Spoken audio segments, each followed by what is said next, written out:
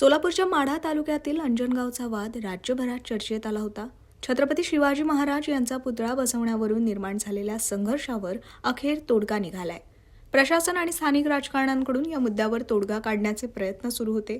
राज्यस्तरावर या मुद्द्याची प्रचंड चर्चाही झाली होती. अखेर शुक्रवारी रात्री पालकमंत्री जयकुमार गोरे, कोल्हापूर परिक्षेत्राचे पोलीस महानिरीक्षक, पोलीस अधीक्षक तसंच मोहोळचे माजी आमदार राजन पाटील आणि मराठा समाज प्रतिनिधी यांची बैठक आयोजित करण्यात आलेली. या बैठकीत यशस्वी तोडगा निघाल्याचं आता स्पष्ट करण्यात आलंय. गेले 3 दिवस झाले अंजनगाव खेलोबाची इथं छत्रपती शिवाजी महाराजांचा अश्वारूढ पुतळा बसवण्याच्या जागेवरून एक वाद निर्माण झाला होता. देवस्थान आणि गावकरी असा तो वाद निर्माण झाला होता.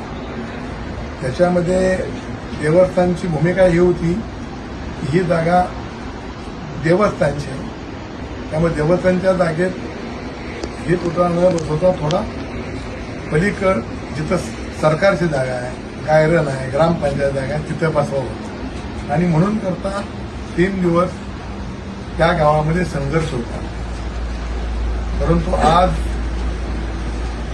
आमच्या जिल्ह्याचे पालकमंत्री जयाभाऊ गोरे साहेब, या विभागाचे आयजी फुलारे साहेब, नूतन इथले जिल्हाधिकारी नवीन आलेले कार्तिके साहेब आणि आपल्या जिल्ह्याचे एसपी साहेब सन्माननीय कुलकर्णी साहेब यांच्या समेत मराठा समाजाच्या काही गावातल्या ग्रामस्थांची बैठक झाली.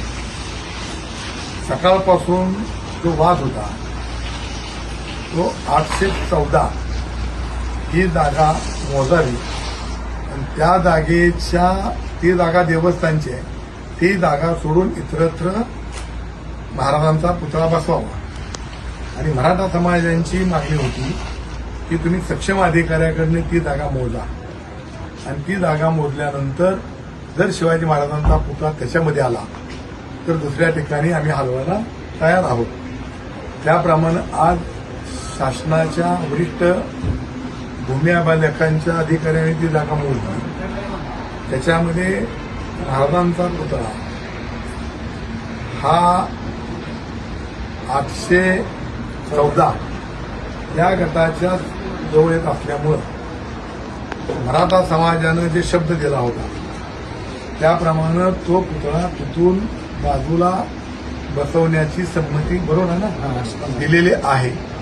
परंतु आता ते कुठं बसवायचा या संदर्भामध्ये शेवटी शिवाजी महाराजांचा पुतळा बसवत असताना तो देखण्या जागी सगळ्यांना दिसला पाहिजे आहे, सगळ्यांना त्यांच्यापुढे नतमस्तक झालं पाहिजे आहे, अशी जागा निवडावी अशी आमच्या ह्या सगळ्या ग्रामस्थांची मागणी होती. त्याप्रमाणे पालकमंत्र्यांनी अशा सूचना दिल्या की उद्या जिल्हाधिकारी साहेब, जिल्ह्याचे एसपी साहेब आणि मी स्वतः यांच्याबरोबर जाणार आम्ही तिथं आणि गावकऱ्यांच्या संमतीनं, मग ती शासनाची जागा असो, वेगवेगळ्या विभागाची जागा असो, जी जागा गावकऱ्यांना आणि एसपींना आणि कलेक्टर साहेबांना मान्य होईल बरोबर ना, त्या ठिकाणी हा पुतळा बसवायचा आहे आणि त्या पुतळा नुसता बसवायचा नाही तर त्याला सुशोभित करण्यासाठी पालकमंत्र्यांनी 1 कोटी रुपये उद्याच्या उद्या मंजूर करण्याचं आश्वासन या सगळ्या मराठा समाजाच्या मंडळाला दिलं आहे. त्याबद्दल मी त्याचं स्वागत करतो आणि मराठा समाजाच्या माझ्या सगळ्या कार्यकर्त्यांचं मी इथं अभिनंदन करतो की तिने ह्यातून मार्ग काढला, त्याबद्दल धन्यवाद.